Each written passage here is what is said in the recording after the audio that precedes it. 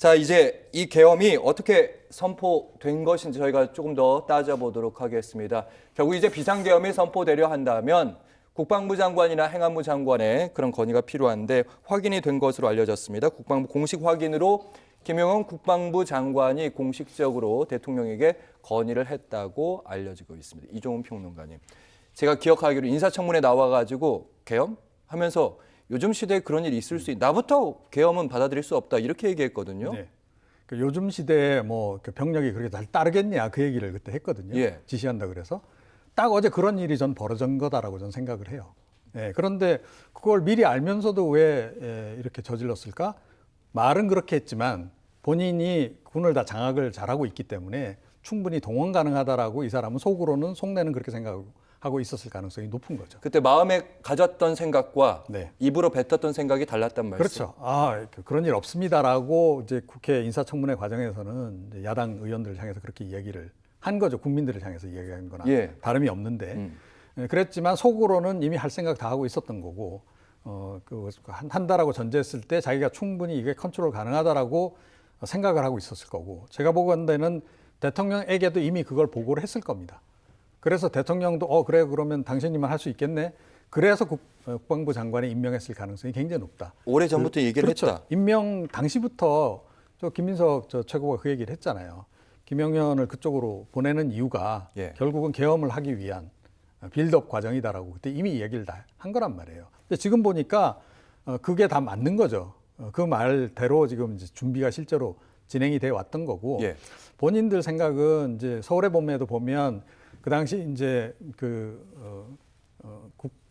군 이제 정보기관을 이제 전두환 전 대통령이 장악하고 있었기 때문에 컨트롤이 다 가능했던 거잖아요. 전화도 막 회선도 끊고 막 중간에 개입해서 들어가서 막 협박하기도 하고 이러면서 이제 만들어내는데, 지금 방첩사령관도 이제 그래서 이제 충암고 출신으로 보내고 뭐 이래서 그런 빌드업 과정들이 다 있었던 거고, 그 정보 라인 장악하고 있으면 이게 아마 다 자기네들 뜻대로 될 거다라고 생각을 했을 가능성이 높다. 이렇게 저는 생각을 합니다.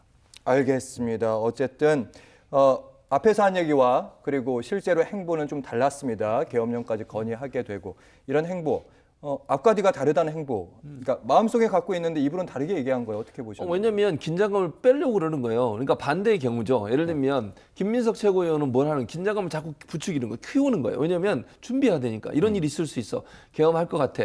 그렇게 되면 일정 부분 그 예방 효과가 있다니까요. 국민들도 그렇고, 예를 들면 물론 어제 계엄령 선포한도 많이 놀랬지만 계엄이 선포되면 차분하게 대응할 수 있는 어떤 기관을 마련할 수 있어요. 계엄령이 선포될 수 있어. 조심해야 돼. 주의해야 돼. 이런 표현이고요. 김용원님 그건 어떻게 하는 거예요? 빼는 거예요. 그거를. 아니야, 안 할 거야. 긴장하지 마. 그런 일 없어.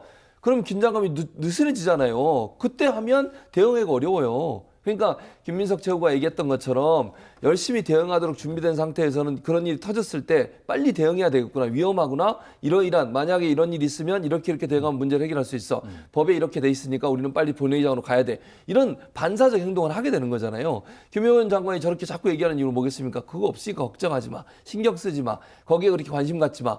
그러려고 하는 거예요. 예. 그럼 어떻게 되겠어요? 대응이 안 되는 거죠, 결국은. 그러니까 김용현 장관 입장에서는 가능한 한 계엄에 대한 얘기 안 나오게 하고 없다고 얘기해서 사람들의 긴장을 완전히 풀어놓고 의원들의 그 긴장도 풀어놓은 상태에서 계엄을 선포해가지고 본인들이 원하는 목적을 달성하겠다는 의도예요. 네. 저는 그래서 속으로는 계엄할 거라는 생각했다고 봐요. 왜냐하면 국방부 장관 되기 전에 경호처장 할 때 이미 부대장들을 만나가지고 모임이 있었다는 폭로가 있었잖아요. 정보 관련된 장군들. 그렇죠. 네. 그때 이미 그 폭로에서 뭐라 그랬습니까? 계엄을 위해서 서로 논의한 거 아니냐, 이런 논란이 있었어요. 그 당시에도. 본인이 국방부 장관 오기 전에 그랬다니까요. 그런데 국방부 장관 인사청문회에 저런 얘기를 했다? 저게 진실로 저는 전혀 들리지 않습니다. 저거는 속으로는 칼을 품고 있으면서 겉으로는 평화를 얘기하는 거예요.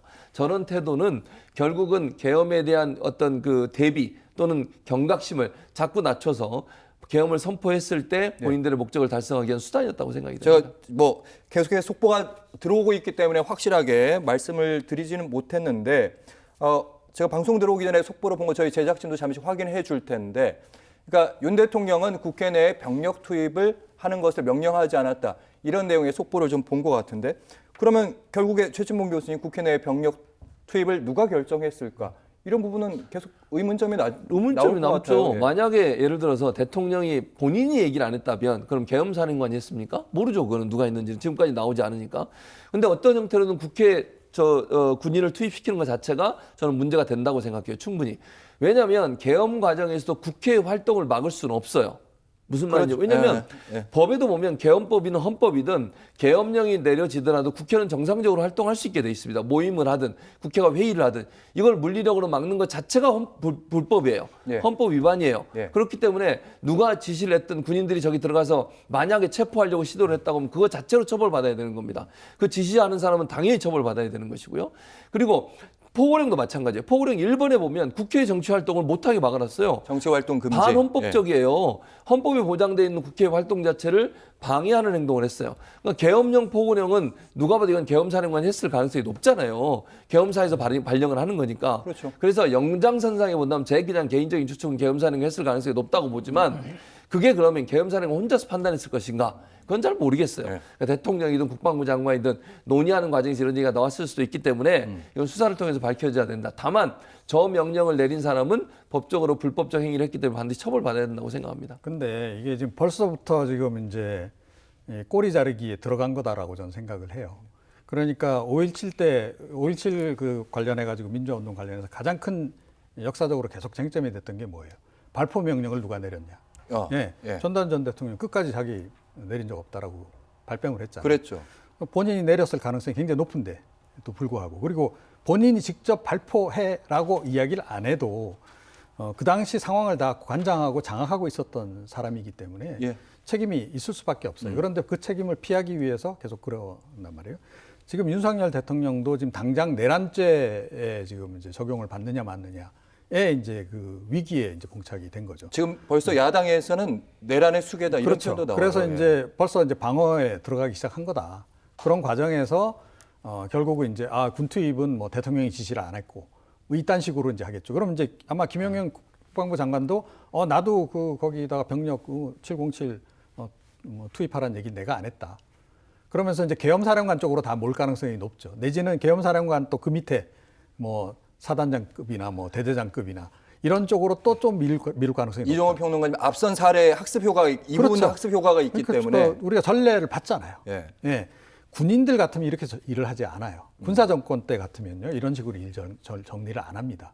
예. 군인들은 적어도 책임 소재에 대해서는 분명히 자기가 책임질 건 책임을 지는 그런 게 있거든요. 네. 그런데 이제 전두환이 참 제가 보기에는 굉장히 나쁜 전례를 남긴 거라고 생각하는데 결과적으로는 윤석열 대통령도 지금 그런 식으로 이번 일도 그러니까 최혜병 사건 때하고 동일하게 또 이태원 참사 때하고 동일하게 지금 결국은 이제 아래쪽으로 아랫사람들에게 지금 책임을 떠넘기는 식으로 가려고 지금 하고 있고 실제로 움직이기 시작한 게 아닌가 싶어요.